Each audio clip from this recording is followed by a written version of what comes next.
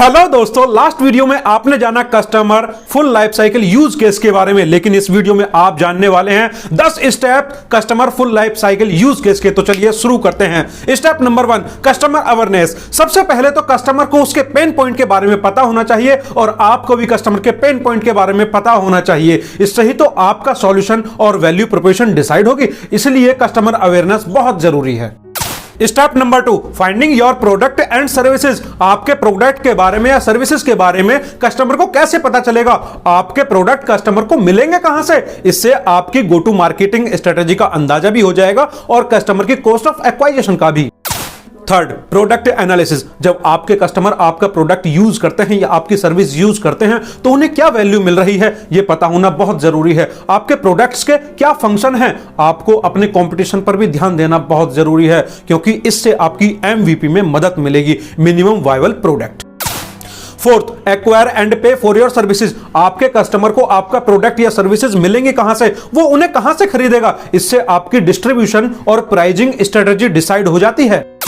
Fifth, product installation. आपका customer आपके product को कितनी आसानी से इंस्टॉल कर सकता है और उसे यूज करने के बाद ट्रेंड हो जाएगा, यह भी बहुत जरूरी है। और यह जरूरी उस केस में है जब आपका प्रोडक्ट ऐसा हो जिसे इंस्टॉल किया जाता हो। जैसे हम किसी ऐप को कह सकते हैं कि ऐप कितनी आसानी से इंस्टॉल हो सकती है और उसे यूज कितनी आसानी से कर सकता है, उसमें कोई प्रॉब्लम तो नहीं आ रही है आपको कस्टमर को यूज करने में।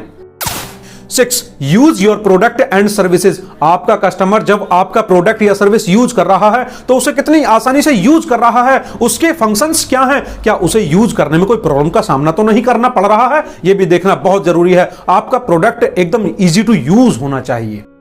7, determine value gain from your product and services. जब आपका कस्टमर आपका प्रोडक्ट या सर्विस यूज कर रहा है तो उसे क्या वैल्यू मिल रही है, उसे कैसे मेजर करे, यह देखना बहुत जरूरी है। और जब आपके कस्टमर की कोई प्रॉब्लम है तो उसका सॉल्यूशन कितनी जल्दी हो पा रहा है, यह भी चेक करना बहुत जरूरी है।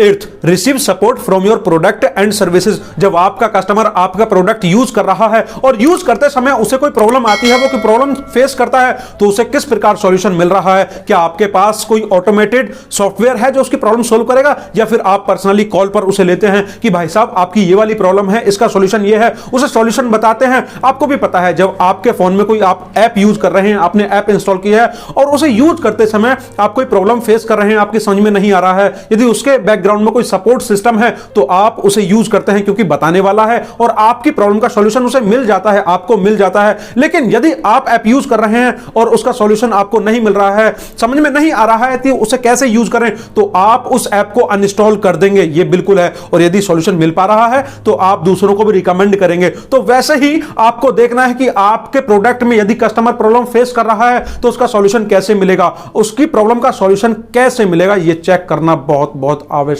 है। 9, buy more product and services.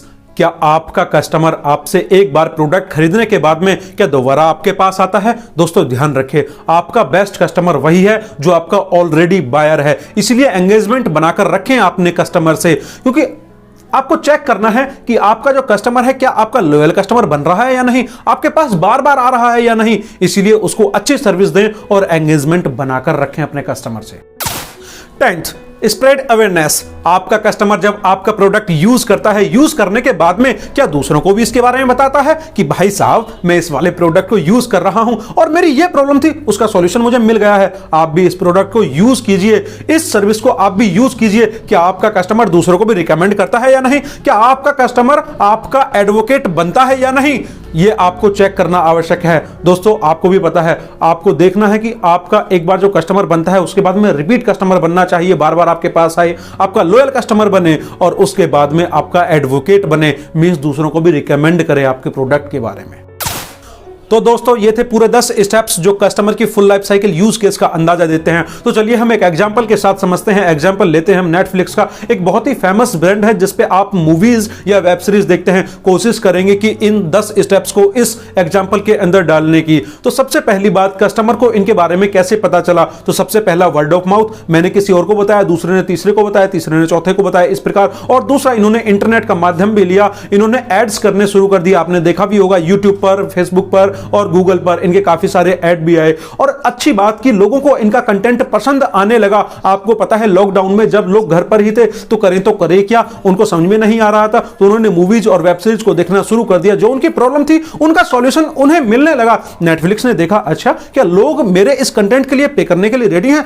हाँ बिल्कुल, लगभग 80% लोग इनके इस कंटेंट के लिए पे करने के लिए रेडी थे। उन्होंने देखा इनका जो पेमेंट मेथड था वो भी बहुत आसान था, किसी भी प्रकार से आप पे कर सकते थे। पेटीएम, गूगल पे, फोन पे या किसी क्रेडिट कार्ड, डेबिट कार्ड से भी पे करना आसानी था, बहुत आसानी से पे कर सकते थे। और इन्होंने देखा कि काफी सारे लोग इनके इस कंटेंट के लिए पे करने के लिए रेडी नहीं थे, तो इन्होंने 30 डेज ट्रायल वर्जन निकाल दिया। आपको भी पता है कि 30 डेज आप ट्रायल में इनका कंटेंट यूज कर सकते हैं। तो इससे क्या होता है, जो इनका पोटेंशियल कस्टमर था वो पेइंग कस्टमर में कन्वर्ट हो जाता है।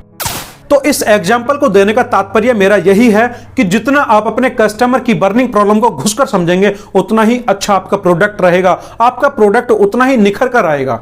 आपका कस्टमर आपके प्रोडक्ट को यूज करे इतना ही काफी नहीं होता, बल्कि उसके बैक में क्या सपोर्ट मिल रही है। जब आपका कस्टमर आपका प्रोडक्ट यूज कर रहा है उसके बाद उसे कोई प्रॉब्लम तो नहीं आ रही है, और उसे वैल्यू क्या मिल रही है।